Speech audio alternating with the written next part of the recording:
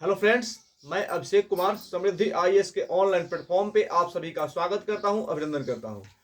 दोस्तों, बीएड अभ्यर्थियों के लिए एक बड़ा अपडेट जो है दोस्तों निकल करके सामने आ रहा है, जिसके बारे में हम बात करने वाले हैं। आप सभी को पता है कि 11 अगस्त 2023 को जो फैसला आया था वो बीएड के पक्ष में बिल्कुल भी नहीं आया था।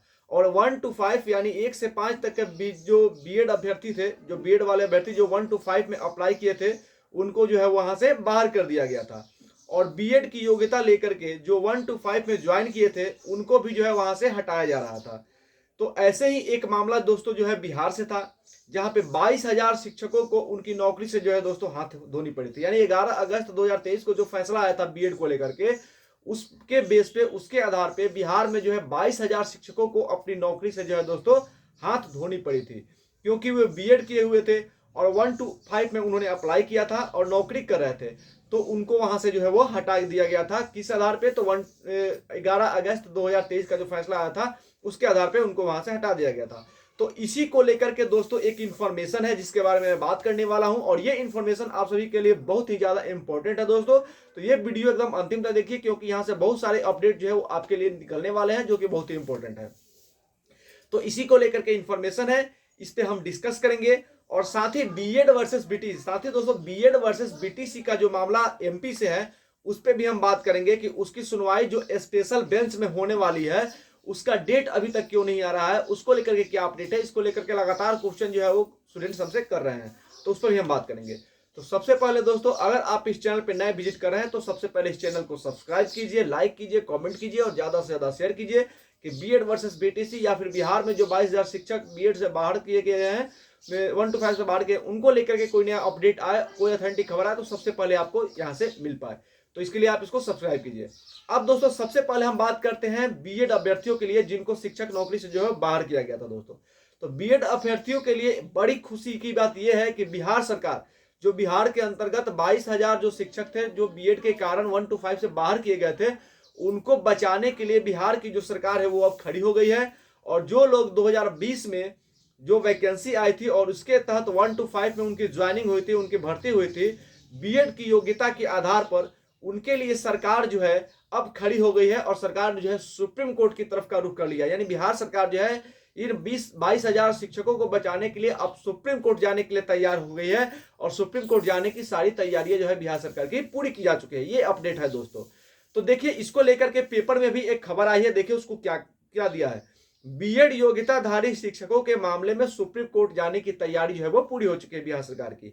देखिए यहाँ पे देख क्या रहा है, राज्य के प्राथमिक शिक्षकों में लगभग 22,000 शिक्षकों की नौकरी को बनाए रखने के लिए राज्य सरकार जो है शीर्ष अदालत का रुख करने वाली है। यानी कि राज्य के अंदर जो 22,000 शिक्षकों की बहाली हुई थी बीएड के आधार पर और 1 to 5 से उसको बाहर कर दिया गया था, तो उनको बचाने की सरकार जो है और सुप्रीम कोर्ट का रुख जो है वो तैयार कर चुकी है।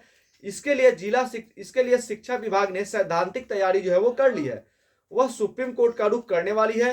शिक्षा विभाग का मानना है कि कोर्ट से संबंधित आदेश में पहले नियुक्त हो चुके बीएड योग्यताधारी शिक्षकों को हटाने को लेकर के कोई स्पष्ट आदेश नहीं है। यानी कि जो हाई कोर्ट के द्वारा उसको हटाया गया था तो उसको लेकर के कोई स्पष्ट जो है वो आदेश नहीं है।